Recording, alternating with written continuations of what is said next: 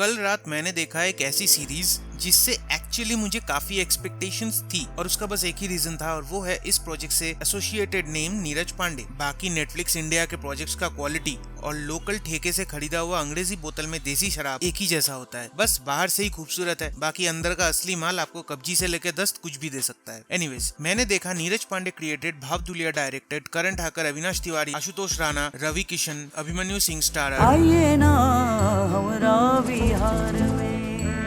ये series IPS officer Amit Lodha की लिखी हुई किताब Bihar diaries, the true story of how Bihar's most dangerous criminal was cot. साला एक बुक का नाम है कि पूरे गांव का पता दे दिया। एनीवेज, तो इसी किताब पे बेस्ड है। तो इस वीडियो में हम यही बात करेंगे कि क्या आपको आपके बाबू ने थाना थाया या फिर नहीं, ये जानने वाला टाइम इस सीरीज में आप इन्वेस्ट कर सकते हो या नहीं। तो चलिए शुरू करने से पहले मैं थोड़ा सा वक्त आपका लूंगा क्योंकि मुझे कुछ बोलना है। ये जो इंस्टाग्राम पे एक नया ट्रेंड चालू हुआ है ना,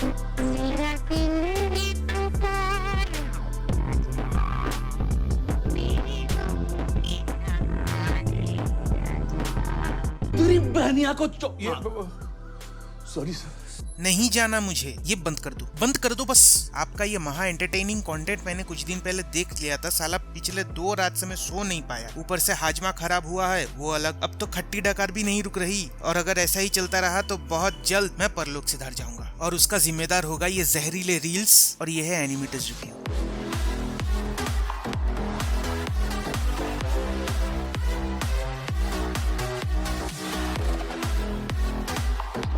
वेब सीरीज की बात अगर करें तो I like the series overall, but कुछ चीजें हैं जिनसे मुझे थोड़ी बहुत शिकायत है। एक एक करके आते हैं उस पे। बात करेंगे अगर स्टोरी की, तो स्टोरी जैसा मैंने कहा अमित लोधा की लिखी हुई किताब पे बेस्ड है। 25 साल के आईआईटी ग्रेजुएट अमित लोधा को बिहार में आईपीएस की पोस्टिंग मिलती है। वो जाते हैं और वहाँ उन्हें मिलता है चंदन महातो और फिर शुरू होता है Tom and Jerry.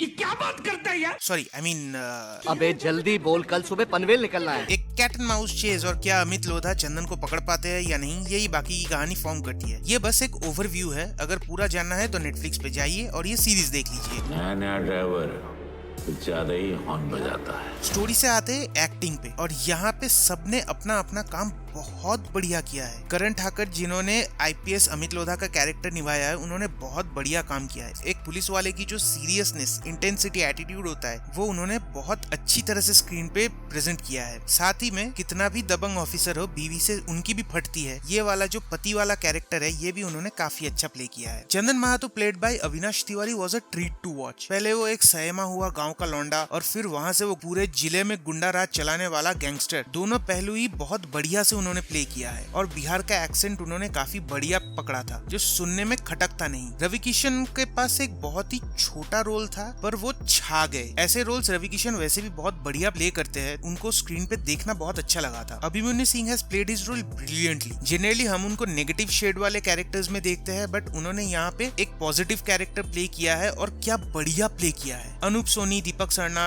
Nikita Dutta और बाकी का जो सपोर्टिंग कास्ट था वो उनकी जगह पे काफी अच्छा उन्होंने प्ले किया है। अब आते हैं इस सीरीज के शो स्टीलर पे, यानी आशुतोष राणा साहब। अभिनेता तो वो बढ़िया है ही, और उन्होंने क्या काम किया है यहाँ पे। यहाँ उन्होंने प्ले किया है आईजी मुक्तेश्वर चौबे, और वो जब भी स्क्रीन पे आते हैं आप उनसे नजर हटा ही नहीं सकते। उन्होंने उस किरदार को ऐसे निभाया है कि वो आप जब भी उनको स्क्रीन पे देखोगे आपके मुंह पे एक स्माइल आ जाएगी। और उनका बात करने का जो लहजा है, जो उन्होंने वहाँ का जो कैरेक्टर उन्होंने पकड़ा है, काफी देखने में मजा आता है। अब बात करेंगे डायलॉग्स की, तो ऐसा कोई गर्मा गर्म खून उबालने वाला हीरो विलन डायलॉग बाजी है नहीं। साले यहीं उठा के पटकेंगे, दोनों चूतड़ पे मारेंगे, एक एक गोली 3 को छेदा होगा, बोरे 3 जगह से हगेगा कुत्ता। But the dialogues are good. Power doesn't corrupt people. People corrupt power. In short, I want to make a difference.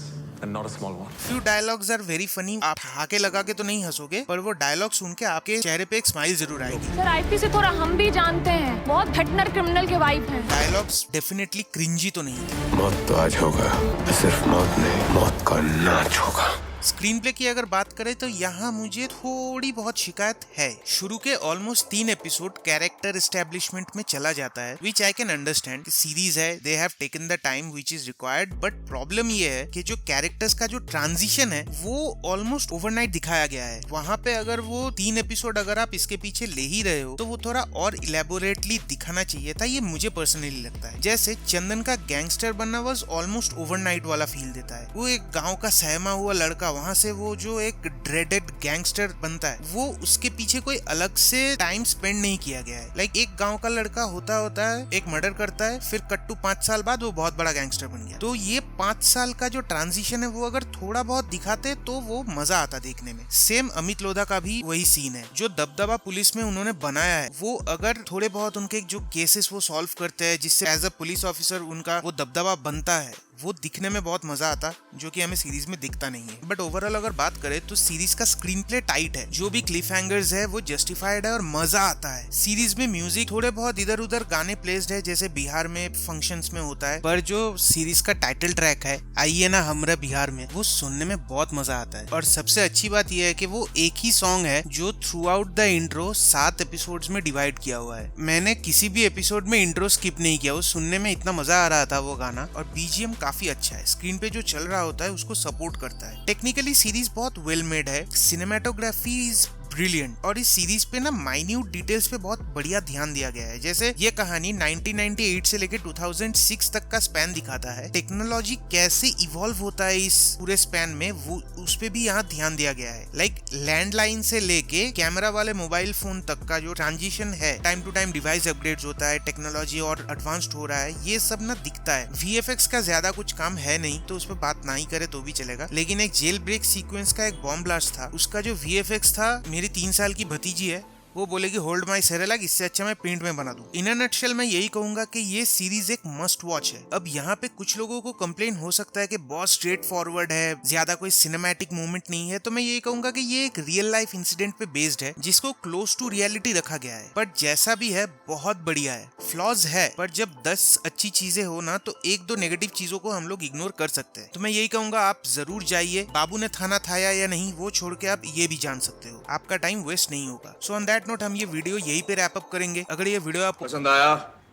Like करो, पसंद नहीं आया तो टेस्ट चेंज करो। अगर आपने ये सीरीज देखा है तो मुझे कमेंट्स में बताइए कि आपको ये सीरीज कैसा लगा, और ये वीडियो अपने फ्रेंड्स एंड फैमिली के साथ शेयर कीजिए। वीडियो की एंगेजमेंट बढ़ाइए। चैनल में 0 से लेके अब तक 133 सब्सक्राइबर तक हम आ चुके हैं, तो जितना आगे बढ़ेगा, जितना आप लोग मुझे हेल्प करोगे, वो उतना ही अच्छा होगा। And please please please do subscribe to the channel. और जिन्होंने सब्सक्राइब नहीं किया है, दृश्यम वाले वीडियो पे 11,000 व्यूज है, उनमें से आधे लोग सब्सक्राइब कर देते, क्या जाता, कुछ नहीं, लेकिन नहीं किया। जिन्होंने सब्सक्राइब किया उनको मैं यही कहूंगा, Thanks! Love you! Forever!